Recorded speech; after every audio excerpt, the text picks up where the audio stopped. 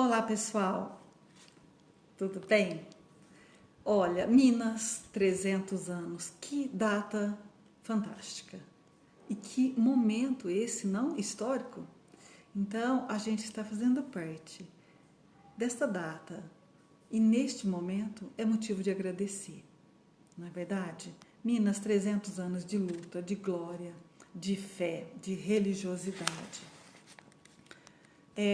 Minas, de Nossa Senhora do Rosário, de São João, São Pedro, Santo Antônio e Santos Reis não podia faltar. Minas, de Chico Xavier, de mediunidade, de misticismo e espiritualidade, dos guias protetores, dos santos, dos anjos de guarda, das oferendas a Iemanjá, dos búzios, do tarô para conferir uma sorte ou destino e do budismo na hora de relaxar.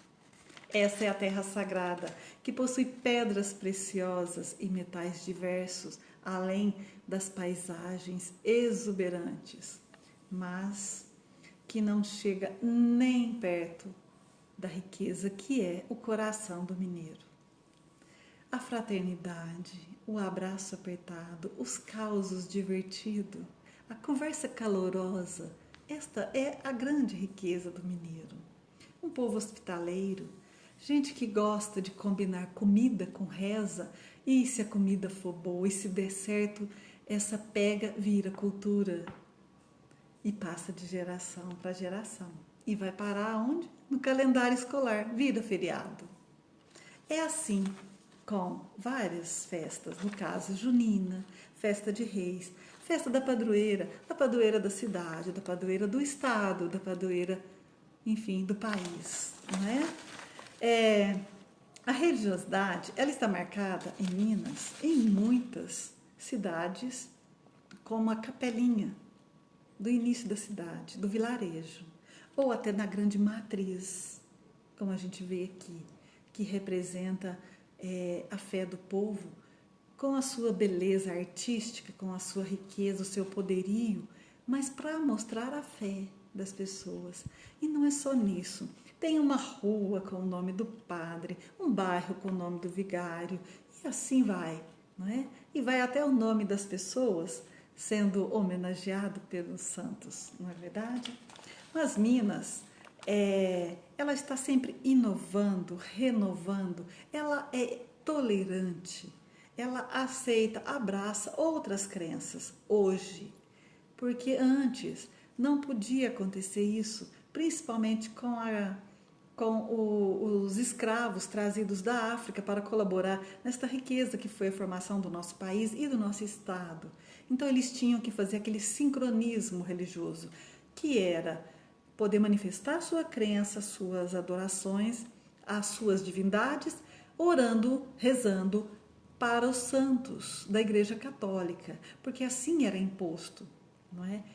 Com as lutas, com a liberdade, essas tradições não perderam, né? Foi juntando-se e hoje temos a Umbanda, que seguiu aí grande influência do Candomblé, que era oficial trazida na época, e do catolicismo com os seus santos, e do espiritismo, que já vislumbrava na França.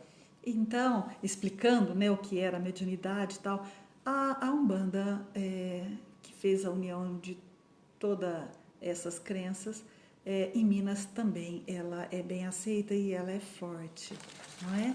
Então, ao falar de Minas, da sua religiosidade, a gente vai falar também da parte não só do católico, porque hoje Minas ela já tem um grande número, mas muito grande, de evangélicos, né? E também de espíritas, né? Porque Minas foi berço aí de mudança, de luz, de muitas religiões, de muitas mudanças religiosas.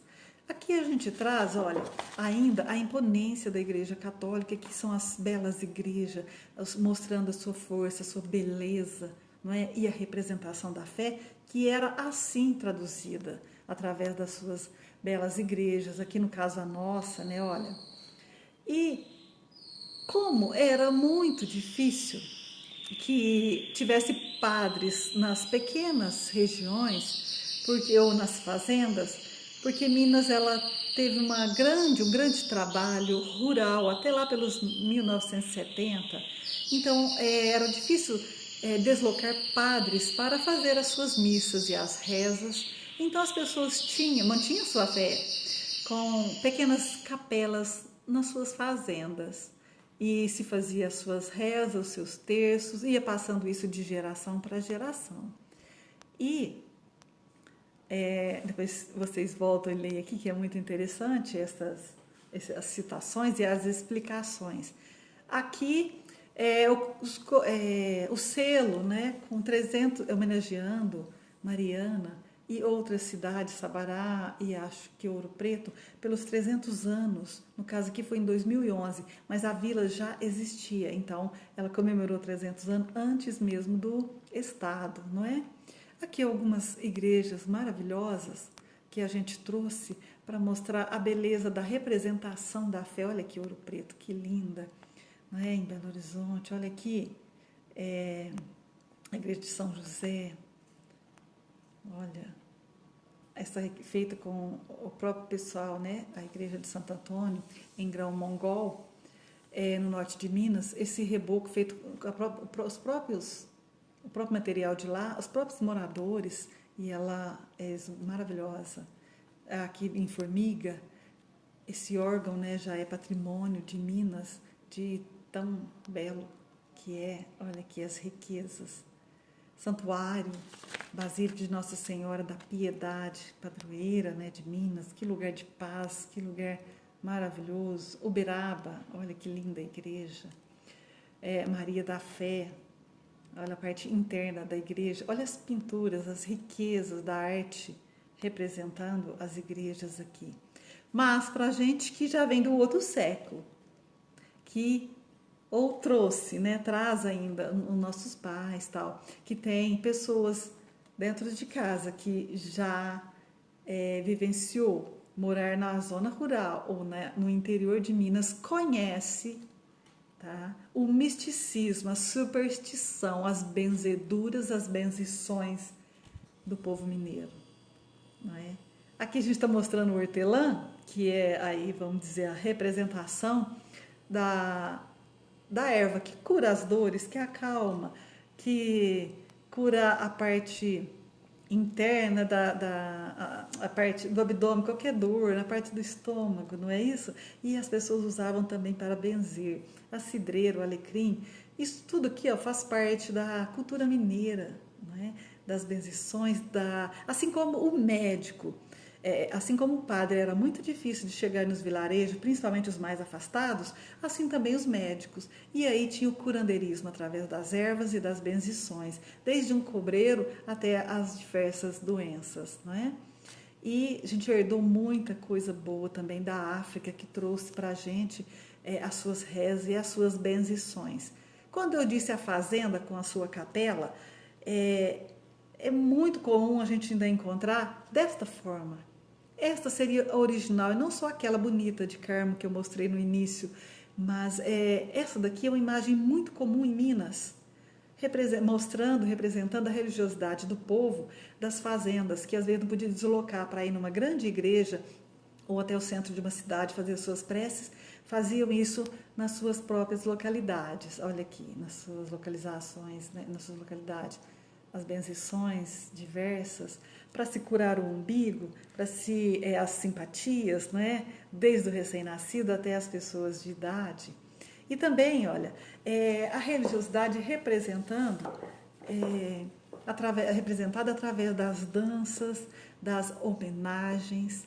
Aqui no caso em Diamantina, são mais de 50 homens que saem às ruas vestidos de soldados romanos, dança, canta, faz as suas músicas de oferendas a Jesus, e esse patrimônio e esse grupo já é patrimônio histórico do município.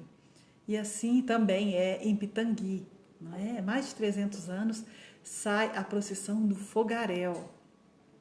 Aqui uma obra de Aleijadinho, fantástica, em Congonhas. Aqui, as pastorinhas, aqui a gente já tem uma herança, né, de Portugal, aqui do Congo, né, das congadas, a África, os africanos, olha, saía às ruas com seus tambores, né, ou nas fazendas, dançando e cantando, homenageando os santos, e virou uma cultura, e hoje é tradição em Minas, as pessoas vestem, dançam, cantam, homens e mulheres, né, com seus grupos, com uma criatividade fantástica, com orações criadas, músicas criadas, homenageando os santos. A cada ano eles vão criando danças e músicas diferentes para homenagear, olha aqui as bandeiras, os santos.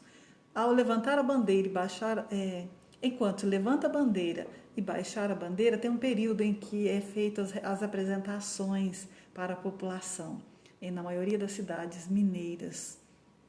Aqui a gente vê essa forte tradição bem no início, olha, e a gente vê ela hoje. Opa, saiu aqui. A gente vê ela hoje.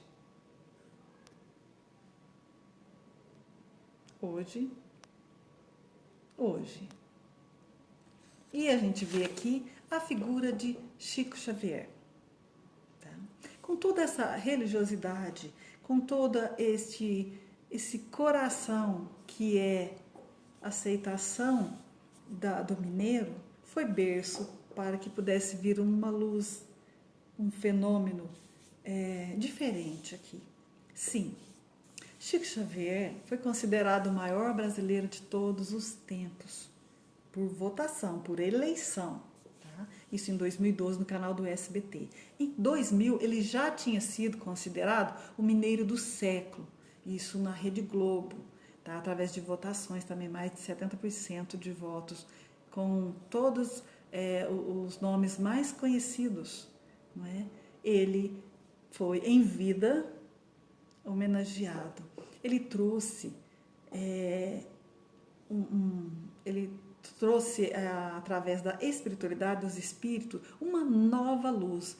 Ele matou a morte. Minas, o mineiro matou a morte. É assim que se diz ao se tratar desse fenômeno que é Chico Xavier, um moço que fez o 4º ano de grupo, escreveu, muito pobre, muito simples, escreveu em 9 idiomas, escreveu mais de 500 obras de diversas formas literárias, e ele deixou, né, tanto livro ainda inédito que deu para montar uma editora, que serão lançados ainda. Escreveu de forma que foi considerado o maior escritor de todos os tempos. Fez com que Humberto de Campos dissesse que se isso tudo fosse uma farsa, ele merecia não só uma cadeira na Academia Brasileira de Letras, mas sim várias, por ter escrito vários gêneros. Hoje seus livros são traduzidos para mais de 30 países e ele trouxe uma luz desvendando o véu da morte, da imortalidade. Hoje somos considerados imortais, porque Chico trouxe para a gente esta riqueza que é a ciência espírita. Em muitas localidades, principalmente de Minas, as pessoas já consideram uma religião, embora seja uma filosofia e uma ciência. Muitas faculdades, muitos estudantes defendem em tese as ideias trabalhadas no livro, trazidas no livro de Chico, porque é de um cunho científico fabuloso. Então, Minas é tudo isso quando se fala em religiosidade. As suas obras e as várias que serão ainda inéditas, que serão ainda lançadas. Por isso eu digo, eu não pedi para nascer em Minas, eu tive a honra. Muita paz, muita luz.